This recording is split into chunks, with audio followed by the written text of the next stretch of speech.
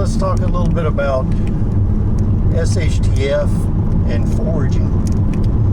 There's two things I want to talk about. One is how fast nature reclaims land, and the other is what you're foraging for. So when we look at, for instance, the area I'm in, the Virginia, North Carolina border area, in our area, if you don't bush hog a field, in 2 years you'll have saplings that are 3 to 4 inches in diameter, and in 5 years the forest will have returned.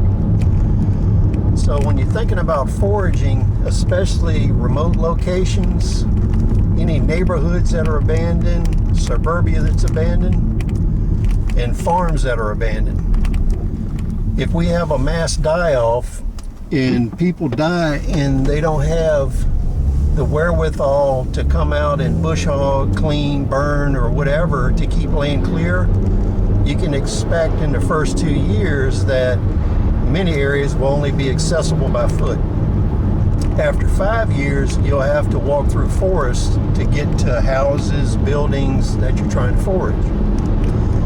This is left out of almost every survival book and channel I've ever seen.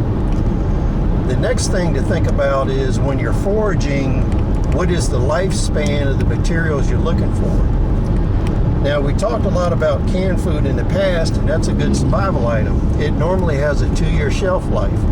Now, when we're thinking about that, that's under normal storage conditions.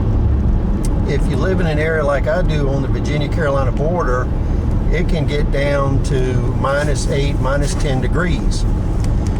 And canned foods, especially if they have a pop top, they can swell up and bust, or they can swell and create cracks and get botulism growing in them. So what you want to think about is, if you're foraging locations, if you've been through a severe winter where you're spending a lot of time below freezing, the canned food may be compromised, and this is something to keep in mind. So when you're foraging, you may have to cut a trail 3 or 4 years after the event to the location that you want to forage.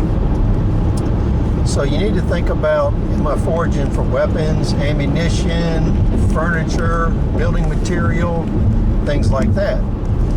Because if you're looking for heavier items, you may actually have to build a road or a path into the area in order to transport what you're foraging.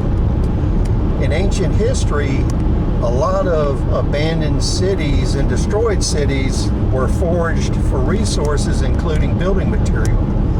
So if you're looking at going into an area 4 or 5 years after the event, you're going to have to cut a construction road or a supply path into the location in order to haul out building materials, steel, to salvage, anything like that.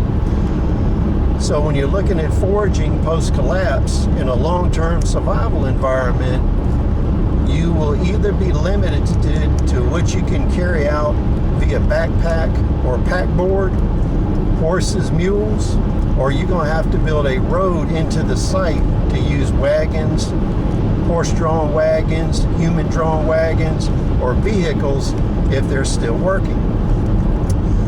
So please share your thoughts, comment, subscribe. We'll see you on the next video.